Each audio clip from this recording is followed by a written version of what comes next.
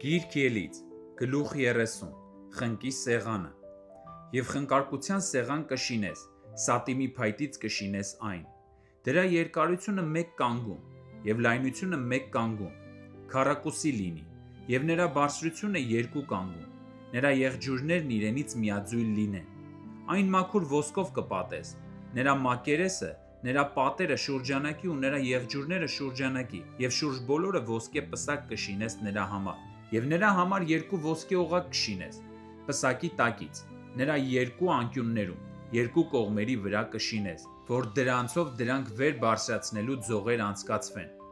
ձողերը սատիմի փայտից կշինես, և դրանք ոսկով կպատես, և այն կդնես այն վարագույրի առջև, որ վկայության տապանակի դիմաց է, վկայության վրայի քավության դիմաց, որտեղ էլ ես քեզ կհանդիպեմ, և Ահարոնը թող նրա վրա անուշահոտ խունկ ծխի, ամեն առավոտ կանթեղները պատրաստելիս խունկ թող ծխի դրա վրա, և Ահարոնը իրիկնադեմին կանթեղները վառելիս թող խունկ ծխի դրա վրա, որ Տիրոջ առջև մշտնջենական խունկ լինի ձեր սերունդների մեջ, նրա վրա օտար խունկ կամ ողջակեզ կամ հացի ընծա չմատուցեք, ոչ էլ դրա վրա խմիչքի նվեր թափեք, և Ահարոնը տարին 1 անգամ նրա եղջյուրների վրա քավություն թող անի, քավությունների մեղքի արյունով տարին 1 անգամ նրա վրա քավություն անի ձեր սերունդների մեջ, սա ամենասուրբն է Տիրոջ համար, և Տերը խոսեց Մովսեսի հետ ասելով. երբ Իսրայելի որդիներից գումարը վերցնելու լինես, ըստ իրենց թվաքանակի,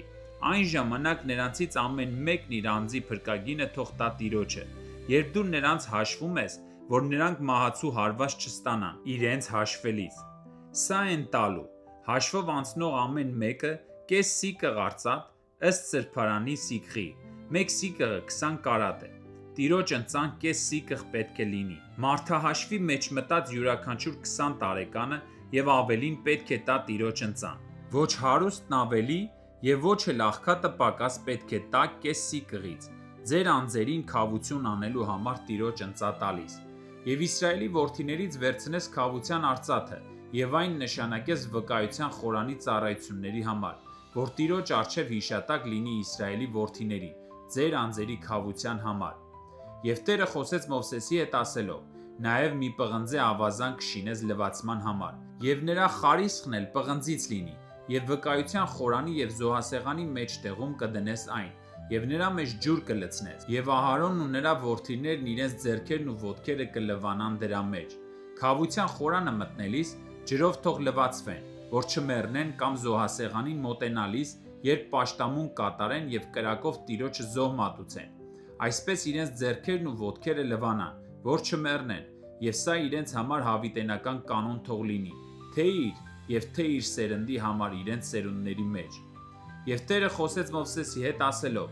քեզ հետ վերցրու հիմնական համեմունքներ, զուտ զմուրս, 500 սիկղ և դրա կեսի չափ, այսինքն 250 սիկղ անուշահոտ կինամոն և 250 սիկղ անուշահոտ խնկեղեն,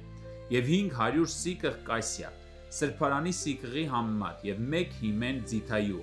և սուրբ օծման յուղ կշինես դա, յուղագործի վարպետությամբ պատրաստված, այն պետք է սուրբ օծման յուղ լինի, և նրանով օծես քավության խորանը, վկայության տապանակը, զոհասեղանն ու նրա բոլոր անոթները, և աշտանակն ու նրա սարքերը, և խնկի սեղանը, և ողջակեզի սեղանը իր բոլոր սարքավորումներով, և ավազանն ու նրա խարիսխները, և սրբագործես դրան, որ ամենասուրբ լինեն, ինչ որ նրանց դիպչի, սուրբ կլինի,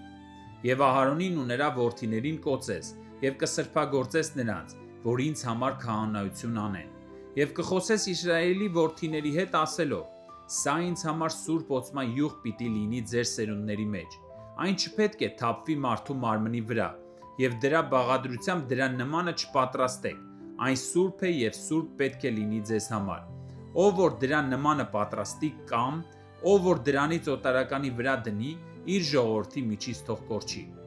և Տերն ասաց Մովսեսին. քեզ համար անուշահոտ համեմունքներ վերցրու, այսինքն ստաշղ, եղեգնաքար ու քաղբա, այս անուշահոտ համեմունքը մաքուր կնդրուկի հետ, բոլորը հավասար քաշ պետք է ունենան, և դրանցից յուղագործի վարպետությամբ խունկ կպատրաստես, աղացած մաքուր սուրբ,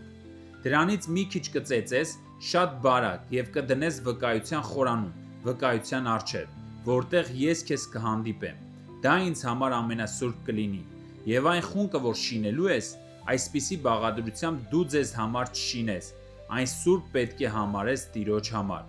Ով հոտոտելու համար դրա նմանը պատրաստի, պետք է վերացվի իր ժողովրդի միջից։